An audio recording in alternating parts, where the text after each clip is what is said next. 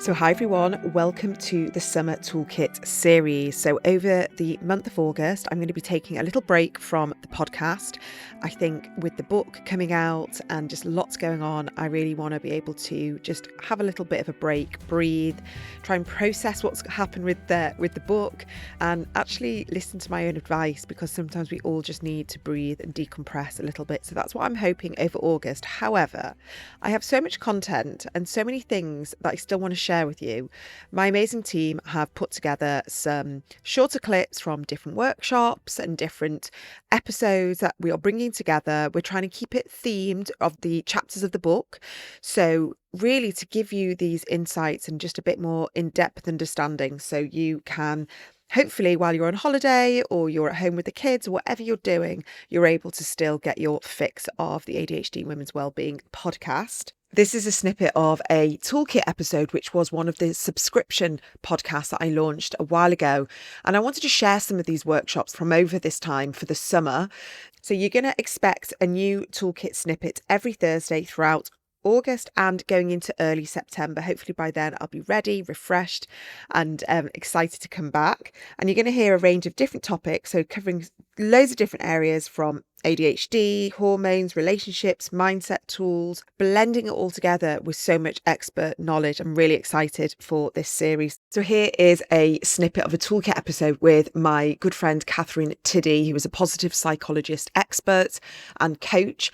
She's done a master's in positive psychology and she's also the founder of the Work Happy Project. What you're going to get from this episode with Catherine is a bit of an introduction to positive psychology and how to use it in your everyday life and how to move forwards from being in a place of pain, trauma, challenges, and why using this can help you work with your strengths, which is such a powerful thing for ADHD women, because we have lived for a long time with these challenges. And this is now about reframing what we've gone through and using this for our resilience, for our inner strength, and hopefully moving forwards with more positivity and deep self-acceptance. So this is all about understanding how we can use positive psychology strategies and to shift from that negative thinking and building lasting resilience and self-worth, that we can utilize a lot of the healing path that we've gone through for good. So here it is. Probably the best way to describe positive psychology to people who maybe aren't aware of it or aren't specifically aware of it is, if you think about traditional psychology and psychologists, they will operate at trying to fix or heal mental illness. So if you imagine a continuum between sort of a minus 10 here and a positive 10 here with 0 in the middle, psychology as normal will focus on how do we heal people with mental illness.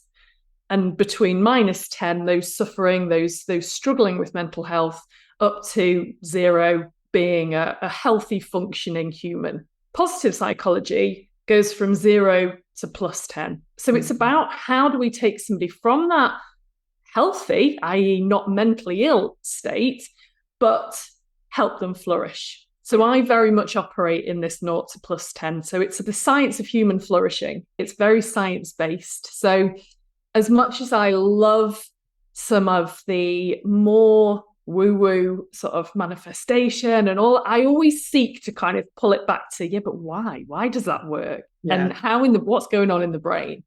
And that's ultimately what I help people do, really, is get from, as I would describe I was in myself, this sort of languishing state, this state where nothing's terrible, you're not suffering, you're not necessarily in a very bad situation, but you know there's more to life. That sort of feeling of how do I unlock and uncover what actually will help me flourish as a human. And that's why I called the business what I did. As you know, it's that, you were with me in the inception of it, of that kind of like, what's this all about? And it is around, how do I help people lift themselves out of that languishing state where they just, and I see it so many times with clients, we're just on this treadmill. It's crap. We're in perhaps midlife, wherever we are in our working careers. And we just think, just got to get through to retirement age. I mean, at the age of sub 40, I was like, how do I retire? When do I retire? How can I get there? That now isn't really a thought for me. I don't see myself ever retiring. And that, I feel like that's a really privileged, lovely position to be in. And that's, I set off on my own Work Happy project, and now to be able to help others do that is amazing. So that's what the business it's so inspiring to hear this. And, that's why I think you and I are on such a similar page, is that, this is what I have set my business up as, like after we get this diagnosis, it's like, okay, we've lived life potentially in this languishing state that you mentioned, but often much worse because we don't even know what's gone on. We don't understand ourselves. And so it's been challenging, it's been difficult. We then get the diagnosis, and actually, you talk about this post-traumatic growth. We want to go in that direction, but very often we're stuck in the what ifs, and it could have been this way. And if someone had helped me, and there's a lot of grief and there's a lot of sadness and anger and resentment, and we have to move through that. But then I want to help. So we sort of recognize, okay, yes, all these things did happen.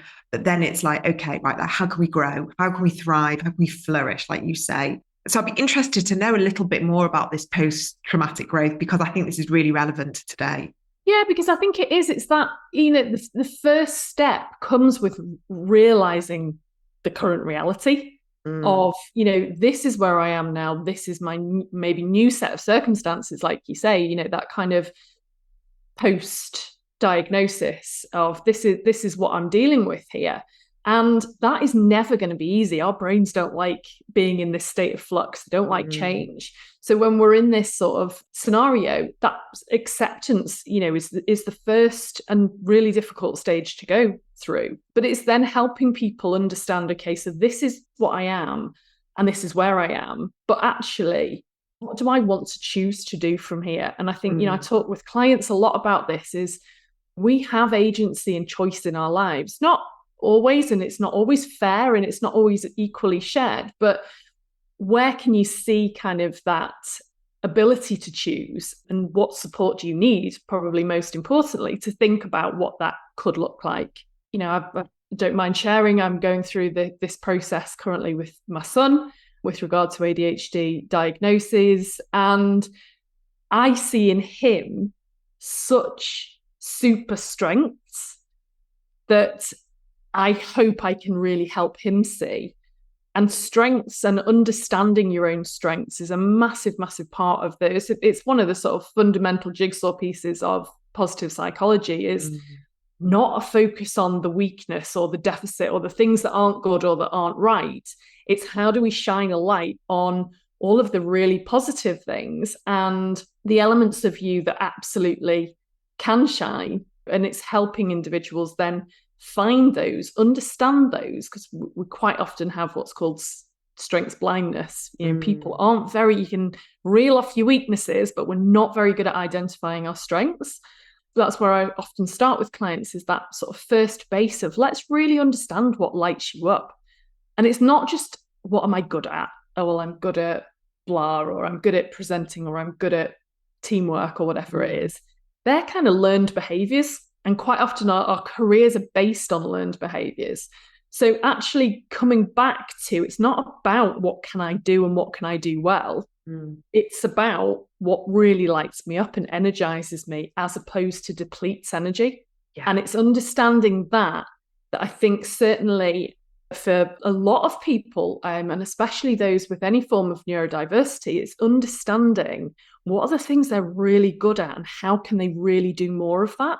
Yeah. And I'm not saying we can easily ignore our weaknesses, but we can absolutely dial them down and find solutions. It's about managing your weaknesses and really shining a light on those strengths, and then managing that into something that looks more fulfilling for that individual. This is what I talk about all the time. And you mentioned the word deficit, and obviously that's part of the terminology of ADHD. And that in itself is so damaging. We get this diagnosis, the stigma and the taboo is there from the name alone, attention deficit. You're already been told there's something wrong with you. Disorder. We have an abundance of attention in the stuff that lights us up. And, the amount of entrepreneurs there are, successful people with ADHD, because they've channeled, they've outsourced, they've got support, they've got the help for the more, more challenging parts of their life or personality. And then we've got what you sort of said is that we sort of tend to hone in on our weaknesses, the ADHD side of us, we tend to go down that negativity bias. Yeah. And I know we're going to talk about this, where if we're having a bad day, a bad week, our energy's low, we've not slept properly, we've not eaten enough, we've overworked, we're feeling burnt out, hormones are massive. Like, this is a huge part of the conversation. That negativity bias feels much stronger. Yeah. And we kind of go down that thought loop and the catastrophizing and the worrying and the anxiety. And all of a sudden, the stuff that we thought we were really good at, or we thought really lit us up, all of a sudden is like, no, we want to shut it down in life. Yeah. And this can be a monthly cycle for many women, who identify with ADHD. Yeah. And I know you work with that. So is that when positive psychology, like, that's when we need to bring in the heavy tools? Yeah. And that's how I love to think about it. And when I'm talking with clients about it, it's a toolkit. It is not the answer or the solution to everything. I live and breathe this stuff. I still have bad days. I still have days where I want to give up and I think I can't do anything. That is part of being human. And it's interesting you talk about, the negativity thinking bias. You probably heard these stats, 70-80% of our thoughts are negative. And they're negative for a good reason. Our brain's primary function is to keep us alive and to keep us safe. Unfortunately, it's rubbish as a detector of what actually is a risk and what isn't. So quite often we'll perceive risks and we'll create stories based on all sorts of different thoughts and experiences, and everything will come up, but it's the negative seeds that we'll find. So we find these automatic negative thoughts, or ants is a nice little analogy for it. These automatic thoughts pop in and they can be really destructive, because the negativity thinking bias then has us into these spirals, and we can very, very easily spiral down and incredibly quickly. Yeah. So the types of tools and strategies, therapy and those sort of more psychology, cognitive-based, you might have heard of cognitive-based therapy. And, obviously I know that you're an expert in the EFT and the tapping, and lots of different ways to understand those thought patterns and to try and work at finding reasons and logics that go against them. But ultimately, it's noticing in the first place that they're actually sabotaging you before they've taken you too far with it. And ultimately, that really is, and I work with clients a lot around resilience, because it's building up this ability to bounce back that little bit quicker is the positive approach to that attack, if you like, of negative thinking. Yeah. It's that sort of brakes on, spot it, and then regulate and enable your body to regulate quickly enough to catch you before it's not too late, but, before you then miles down that lane, like you said, in terms of, what am I doing with this course? Everything's rubbish and I'm just going to give up. Yeah. How do we sort of catch those? And this is where so many of the tools that you can kind of have in your positive psych kind of tool bag, if you like, can really support. But they're so different, and this is where, in my humble opinion, no two brains are the same. So how we can have a normal brain and a subnormal brain, or a deficit brain, as you said, it doesn't make sense to me, because everybody's brain is a connection of thoughts, experiences that are all super, super personal to them. So it follows suit that the tools and techniques that you can use to support yourself to move towards a more positive state aren't going to be uniform for everyone. What might be in your toolkit might be completely different to what's in my toolkit. What I love about positive psychology is it's all evidence-based and it's all research-based. So what we do know is there is really sound grounding behind these strategies that make sense of, hormones, and make sense of neurotransmitters and the way that our brain operates and connects. So it's about identifying the ones that work for you as an individual, which takes a bit of playing around with.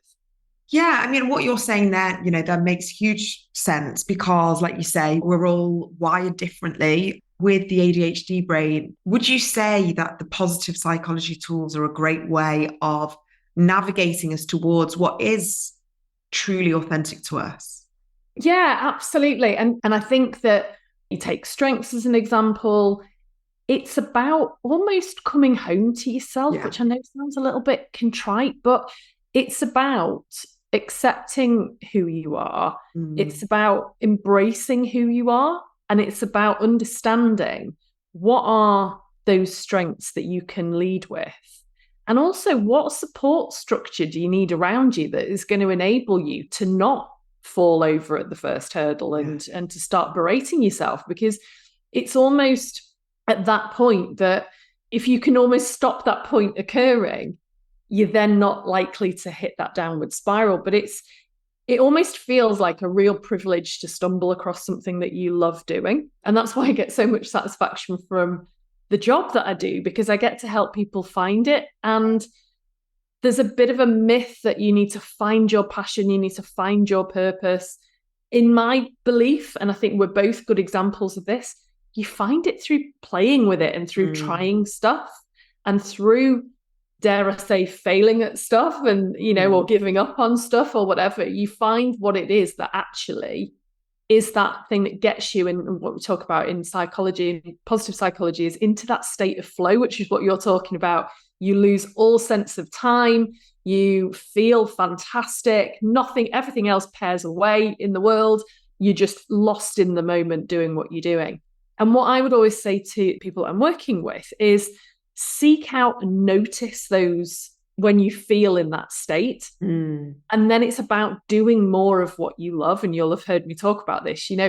It's not about doing more for the sake of doing more. It's about going, what do I? And I love this phrase because I think it just is so easy and so helpful. What do I need right now? And, that might be to sit down and do absolutely nothing. That might be to go for a run. That might be to drink a big glass of water. That might be to go and cry to your friend. It might be a whole host of different solutions. But the more that we notice what helps us flick that switch almost of starting to feel a little bit more hopeful, feel a little bit more optimistic, and getting it into your toolkit. So a really simple thing to do is to think about, and this helps address strengths, it helps address what I'm talking about here, of what is it that I'm doing when I feel at my absolute best? And that might be hobbies, that might be running, that might be swimming, that might be sewing, that might be gardening. It might, whatever it is, hence why it'll always be so different. And actually keeping note of all of these things that do actually help us make that transition and help us kind of get into the state of flow, and noticing what it is that gets us there can be a really useful, very simple sort of tool to enable you to kind of lean into just doing more of those things and moving away more from the automatic responses that we tend to do when we get into stress response, such as scrolling Instagram, which just fires up your comparisonitis, goes through the roof, but to actually know what is in your personal well-being toolkit. It's thinking through and learning what you as an individual and noticing how you relate to stuff. So say, for example, like if I'm overly excited about something, I also have to manage that. Because that can otherwise lead me to work like a dog. And then I end up knackered.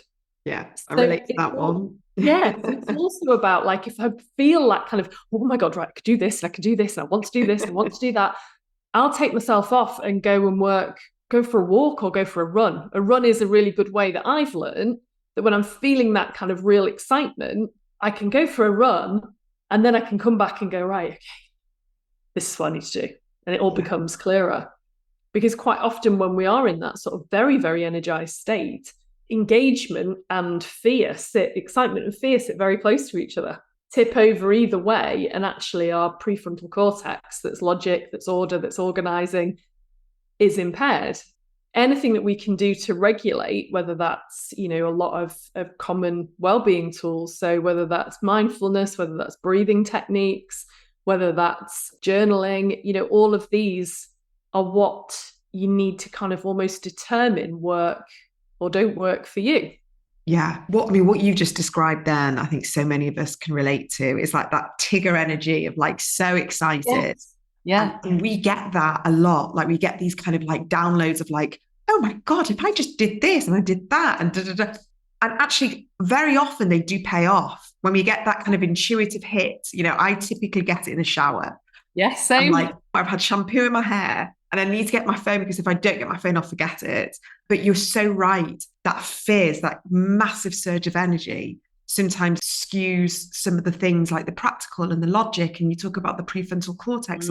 And that's a big part of our executive functioning with ADHD. Yeah. So it's so interlinked, positive psychology and ADHD, really, because the way we can understand our brain, we can work with it as opposed to, kind of go, oh, I've had this great idea, but actually, how am I going to do that? And how am I going to do this? Scrap it. And I'm just going to be sat there. And that often leads, we hear a lot about low mood and depression and anxiety and just feeling really despondent with ADHD because we have these big ideas, but our executive functioning then gets in the way and we can't take it to the next level. What would you suggest if someone's sort of relating to this? They have all this like excitable energy and then the prefrontal cortex does get impaired.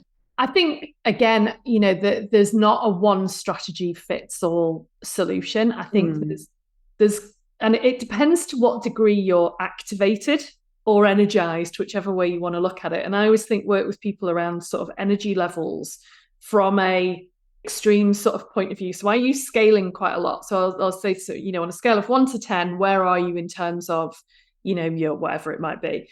So say if you are feeling an 8 or a 9 in excitement, and we can do this to ourselves. I do it all the time, right? And, well, not to 10 where I'm at the moment. I'm an 8, right? I'm an 8. Yeah. I know if I'm an 8, I need to run or I need to do something that's quite active. Mm-hmm. If I'm a 2, I need to probably just shut my laptop and go for a walk with the dog, or, do something that, if I'm a 2 or a 3, actually the right thing to do for me can sometimes be to get my journal out and to actually think, right, okay, if I was to do this, what's the first step I've got to take? And again, very familiar with coaching for anybody that's had it will be this sort of concept of, I was vision it as a staircase, right? What is the very first step that I've got to take here? Because this massive idea that you're so energized about feels massive. It's like, how do I get there? And then your brain starts pinging around like you say, the kind of, yeah, right, who are you to do this? And somebody's already doing that and all of that negativity that jumps in. Whereas actually to step on that very first step of the stairs isn't as scary. So your brain doesn't instantly trigger that stress response. Yeah. It's going, okay, so maybe I just need to put that idea out to a couple of mates and see what they think. Okay, I can do that. Done. Mm-hmm. Ooh, dopamine, because we've achieved. And it's quite often we are just playing with these like neurotransmitters in our mind, thinking, okay, well, if I walk, that's going to give me a hit of serotonin. If I do this, that's going to give me a hit of dopamine. So the other benefit to breaking things down, if you feel you can get into that sort of, I suppose, more cognitive state of thinking things through, is almost just staircase it out and just go, right, what's the first step? Oh, I can do that. I've done that. Brilliant. What's next? And actually just really simplifying and paring it right back.